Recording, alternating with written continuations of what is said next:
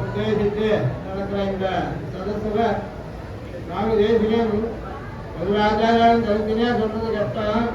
10 சையமினாம் பிரணம்ய கரணம் தற்பாத கோட்டீரையோ சம்பந்தேன சமித்தியமான விபவா தன்யாஸ்தா அந்யான் குரு அப்படின்னு எல்லாருமே சேர்த்துட்டார் ஒரு ஸ்லோகத்துல. ராசிக்காரனால அவர் தெய்வத்தவன், அவருடைய திருமணி சம்பந்தம் பெற்ற மகான்கள், அவரை ஆசிரியத்தை அவர் திருமணி சம்பந்தம் பெற்றவர். இவர் 2 பேருமே 2 வகைப்பட்ட ஆச்சாரியாலுமே நமக்கு உபாதேயார், நமக்கு அனுகிரகம் தேவைன்னு சுவாமிதாத்திய கிரமத்துல ஆசிரியாருடைய 5 ஆச்சாரியாலும் ஒருத்தரான ஸ்ரீமத் ராமாயணத்தினுடைய விசேஷார்த்தங்களை தெரிவித்த பெரியவர்களுடைய கனிஷத்துக்கு இந்த மாதிரி ஒரு விசேஷமான சதசெல்லாம் ஏற்படுத்தி இருக்காங்க. இன்னைக்கு இன்னும் விசேஷமானது அவரோட ஆச்சாரத்திலிருந்து சிறிது ஐடிக்க வேண்டுங்க எல்லாரும் அனுபவித்து கொண்டிருக்கார்.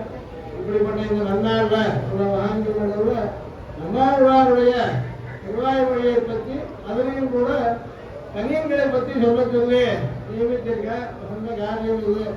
அதுல முதல் தனியனா இருக்கக்கூடிய சம்ஸ்கிருதமயமான கனியும் ராஜமொழிகள் அனுசந்தானம் பண்ணது இது. பக்தாமிருதம் விஸ்வஜனானுமோதரம் சர்வார்த்ததம் ஸ்ரீ ஷடகோபவான்மயம் சஹஸ்ரசாகோபனிஷத் சமாகமம் நமாம்யம் திராவிட வேதசாகரம். இந்த பாட்டுல ராஜமொழிகள் திருவாய்மொழியே சேவிக்கிறதா சாய்க்கிற திராவிட வேதசாகரம் நமாமி. திருவாய்மொழியை சேவிச்சா திருவாய்மொழிக்கு தெரியுமா நாம சேவிக்கிறோம்னு நம்ம ஒரு கேள்வி வரும். அதாவது ஒரு திவ்ய பிரபந்தம்னு சொன்னேன். அதாவது பிரபந்தத்தை சொன்னா அது சொன்னவாருடைய அந்த கர்த்தாவுடைய பெருமையை நான் அனுசந்திக்கிறான்னு அர்த்தம்.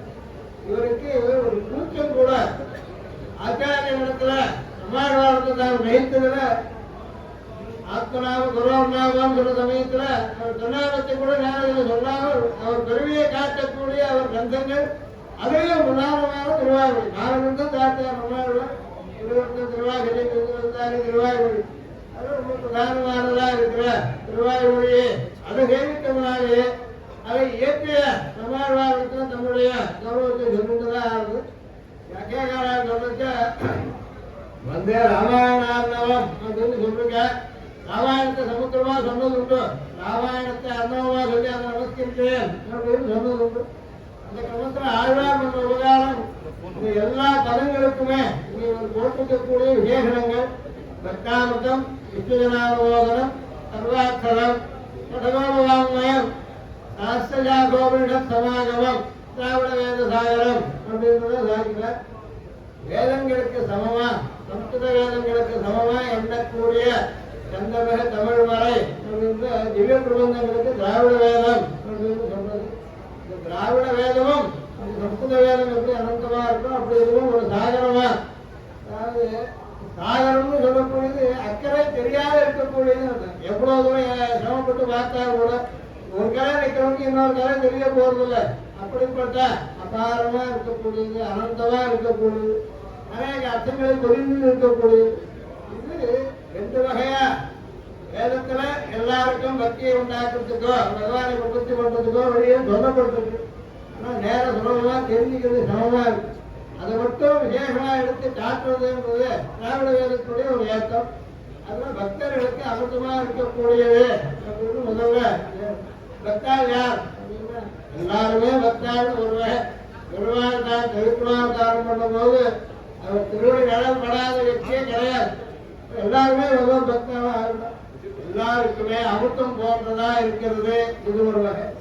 விசேஷமா பிரபன்னாருக்கு பக்தி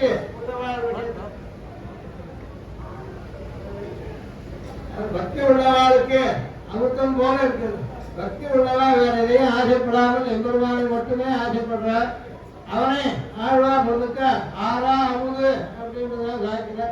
நமக்கு எவ்வளவோ அனுபவித்தாலும் கூட திருப்தி ஏற்படாமல் இருக்கக்கூடியதான அபர்யாப்த அமிர்தம் ஆழ்வாரை காட்டிருக்க.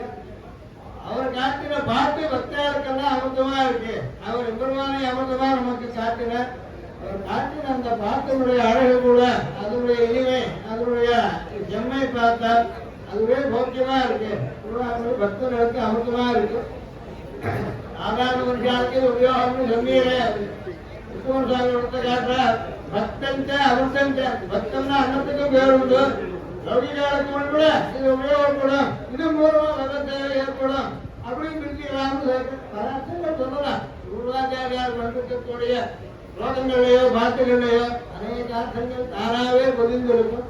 பக்தர்களுக்கு அமிர்தம் போன்றதால் எல்லா ஜனங்களுக்கும் சந்தோஷத்தை சதா கொடுக்கக்கூடியது. விஸ்வ ஜன அனுமோதனம், பிரதிக்ஷணம் மோதத்தை உண்டாக்குறது அப்படின்னு ஒரு அர்த்தம். விஸ்வ ஜனம்னு சொல்லிட்டு கூட எல்லா ஜனங்களுக்கும் ஆழ்வாரே சாக்கிட்ட பகவானை ஆசிரித்தால் என்னென்னலாம் கிடைக்கிறது. நாடும் நலன் நலன்களை ஊட்டி வீடும் கருத்தில் வீடு கடைசியில் கிடைக்க போது அவனை ஆசிரிக்கிறவர்களுக்கு லௌகிக சௌகரியம் உட்பட தோட்டம் இல்லவள் ஆத்தொழு ஓடை துறவையும் கிணறும் இவையெல்லாம் பாட்டவின்றி உன் பொன்னடிக்கே வளர்ப்பம் வளர்த்து கொண்டிருந்தேன்னு பெரியாழ்வார் சாக்கிறார். பகவானை ஆசிரித்தாளுக்கு பாக்கி எல்லாமும் தானா கிடைக்கிறது. விஸ்வ ஜனங்களுக்கும் சேமத்தை கொடுக்கக்கூடிய சதா சந்தோஷத்தை கொடுக்கக்கூடிய அதுல தொண்டருக்கு அமர்ந்த பெருமாளையன் சொன்னேன்னு பக்தருக்கு சேகம் ஆழ்வாரை சாக்கிறார். பத்தர் சொல்லி கேட்டு சந்தோஷப்படக்கூடியதான் இருக்கக்கூடிய பாட்டுகள். விஸ்வ ஜனங்களுக்கும் அனுமோதனம், சர்வார்த்தனம், எல்லா விதமான புருஷார்த்தத்தையும் கொடுக்கக்கூடியது. அதுல தர்மார்த்த காலங்கள் தவிர மோட்சத்தையும் கொடுக்கக்கூடியதுன்னு சொன்னா திருவண்ணத்தை பத்தி கேட்கவே வேண்டாம். எல்லா விதமான கேமத்தையும் கொடுக்கக்கூடியது. நல்ல மதத்தால் மனைவாழ்வர் கொண்ட வீட்டில் மக்களை இந்த லோகத்தில் நல்லா இருக்கலாம். வாயு நன்மக்களை பெற்று மகிழ்வரைன்னு சொன்ன மாதிரி இந்த லோகத்தையும் கேமத்தை அடைஞ்சிட்டு அப்புறம் பகவத்தையும் கிடைத்து பரமத்தை அடைவதையும் சேர்த்து ஒரு திருவாய்மொழியை ஏற்படுத்தி கொடுக்கும். அதனால் சர்வார்த்தனம் அநேக அர்த்தங்களை சொல்லக்கூடியது. பிரம்மசூத்திரத்துடைய அர்த்தமா இருக்கட்டும், கீதையுடைய அர்த்தமா இருக்கட்டும், உபனிஷத்துடைய அர்த்தமா இருக்கட்டும், சர்வார்த்தங்களையும் நமக்கு தெரிவிக்கக்கூடியது. கிட்ட செய்ய தமிழ் மாலைகள் நாம் தெளிய ஓதி தெரியாத வளங்கள் தெரியுமே. வேதார்த்தம் தெரிஞ்சுக்கிறதுக்கு கூட திருவாய்மொழியை கொண்டு வாசிக்காத பலனத்துல வாசிக்கிற திருவிருந்தத்துல ஆழ்வாசீசத்தில மனசுல வச்சுட்டுதான் பதங்கள்லாம் பிரயோகிச்சிருக்கார் அப்படின்னு சொல்றது. அந்த மாதிரியா சர்வார்த்தம் எல்லா புருஷார்த்தத்தையும் கொடுக்கும். எல்லா வைதிக வாங்மயத்துடைய அர்த்தத்தையும் கூட நமக்கு தெரிவித்து தரக்கூடியது திருவாய்மொழி. அது அதனுடைய அர்த்தம். கடலோக வாங்மயம் சம்ஸ்கிருதம் சாதாரணமா பிரயோகிக்கிறது. இந்த காலத்துல கூட தமிழுக்கு ஏற்றத்தை ஏற்படுத்தினது. இதுக்கு ஒரு உயர்ந்ததான ஒரு பாஷா நியமம், ஒரு வியாக்கரணம் இருந்தது. இது பகவத் பூஜைகள்ல சிகிச்சை புனநாதிகள்லாம் தனியா சொல்றது ஏற்றது. இதை உபயோகிக்கலாம்ன்றதை காத்து தந்தவா ஆழ்வார்கள். இந்த ஆழ்வார்கள் பிரதானமா நம்மாழ்வார்கள் நினைக்கிறோம். அதனால் அவர் கடகோப வாங்மயம் நமக்கு ஜலமாய வாயுடைய கோபம் ஏற்படாமல் காத்துக்க அதை விலாசம் பண்ணி ஆழ்வார் அனுபவிக்கக்கூடியவர். அவர் வாங்மயமா இருந்துட்டார். நம்ம ஆழ்வார் சொன்னது பெருமாளே கேட்கறதுக்காக ஆசைப்பட்டு அவர் இப்படி முடிச்சு விட தொடர்ந்து சொல்றார். சுவாமி நீர் முடிச்சு விட எனக்கு திருப்தி ஏற்படாது. லோகத்தார்வமான பல உபகாரம் ஏற்படும். முடிப்பான்னு சொன்ன 1000 நீர் 1000 சொல்லிட்டு 1000 பார்க்க முடியாம ஒன்று நிறுத்த போறதில்லை. பகவானே கேட்டு ரசிக்க ஆசைப்படுறான் அப்படின்னு. இந்த மாதிரி சடகோப வாங்மயம்ன்றது ஒரு ஏற்றம். அப்படிப்பட்ட ஒரு விசேஷம் சொல்றது உண்டு. வாங்மயம் சத்தம் ஏற்றுக்காக ஒரு உதாரணத்தில் ஆட்சேபம் பண்ண சாகரம்னு சொல்றீங்களே, சாகரம் எங்கேயாவது வாங்மயமா உண்டா? சொல்றது அந்த திராவிட வேத சாகரம் தானே விசேஷம் சொல்ல போறீங்க. ஜலமயமா இருக்கக்கூடியத சாகரத்துக்கு பிரசித்தி உண்டு. வாங்மயமான சாகரம் உண்டா அப்படின்னு ஒருத்தர் கேட்டு அது ஒரு சமாதானம் அவரே சொல்றேன். வாங்மயம் அப்படின்னு ஒரு பாடம் இருக்கு. வாங்மயம் நகாரம் நகாரம் இல்லாம 2 வகாரம் வாராமயம் வாங்மயம் அப்படின்னு ஒரு 2 சொல்றேன். அதாவது அனுபவிச்சிருக்காத தோட்டம் சொல்ல முடியல. ஆனா விஜயம் தெரிஞ்சுக்க முடியும். சொன்னா என்ன வருவது? ரூபம் மனதா சொன்னா ஒரு வகையான அர்த்தம். சமுதத்தை காட்ட ஏற்றத்தை சொல்லக்கூடியதா 2 வகையான அர்த்தம் இந்த ஸ்லோகத்துக்கு. அப்ப என்ன பண்ணணும் சொன்னா அதுக்கு சரியான வழியும் கண்டுபிடிக்கணும். நீங்க கூட சொன்னவர் யாரை பத்தி சொல்றார், அதுக்காக நம்ம பாண்டியத்துக்கு பிரயோகிப்போம் ஆய்வுகளை சொல்லுங்க, ஆழ்வார் பற்றி சொல்லுங்க, அதெல்லாம் நாம் தெரிஞ்சுக்க வேண்டியது ஏதோ இருக்கு.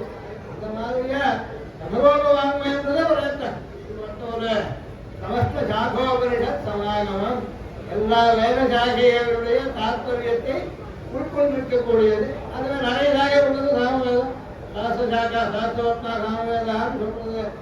எல்லா வேத சாகைகளுடைய தாத்பரியத்தை உட்கொண்டு அதுக்கு சமமா இருக்கக்கூடிய சம ஆகவம்னு பிரிக்கலாம் அப்படின்னு கேட்டார். ஆகவத்துக்கு சமம் சாஸ்திர சாகமான வேத பருவத்துவம் அதுக்கு சமமா இருக்கக்கூடிய ஆகவம் தமிழ் வரை அப்படின்னு கொண்டாடுறது. இப்படிப்பட்ட இந்த சாகரத்தையே நவாமியம் நான் தெரிவிக்கிறேன். இது திராவிட வேதத்துல எல்லாருக்கும் இனிமையா கேட்டு தெரிஞ்சுக்க, பூர்வபட்ச சித்தாந்தங்கள் இல்லாமல் யாகேத்தியாக கர்மாக்களை அதிகம் சொல்லாமல் சுத்தியில நமக்கு தேவையான இந்த காலத்திற்கு உபயோகிக்கத்தக்க சுலபமா பரமபுருஷாந்தத்தை அடைவதற்காக ஆழ்வார் அதே வேதம் தமிழ் செய்த மாறன் அப்படின்றதாகவும் அவருடைய அருமறையின் பொருள் அப்படின்றத 1000 பாட்டுகளால் காட்டி கொடுத்திருக்கிற திருவாய் வழியை நமஸ்கரிக்கிறேன். அதன் மூலமா நம்மாழ்வார் ஸ்ரீதராய் அனுகிரகிக்கிட்டோம். பிரபஞ்ச சத்தார கூட்டஸ்தரான நம்மாழ்வாரை அவருடைய அனுகிரகத்தை அடையத்துக்காக அவருடைய கிரந்தங்களில் திருவாய் வழியை விசேஷித்த நாதம் வேண்டுகிறார், அனுசந்திக்கிறார். அப்படிப்பட்ட திருவாய் வழியை நாம் எல்லாரும் கூட அனுசந்தித்த அவருடைய அனுகிரகத்துக்கும் அவருடைய நித்திய பரம்பரையில வேண்டின இன்னைக்கு நமக்கு இந்த விசேஷ அனுகிரகத்தை பண்ணின திருவள்ளுவர் நம்பியாருடைய அனுகிரகத்துக்கும் எல்லாரும் பாத்திராவோம் கவிதார்த்திக சிம்மாய கல்யாண முருகாலனே ஸ்ரீமதே வெங்கடேஷாய வேதாந்த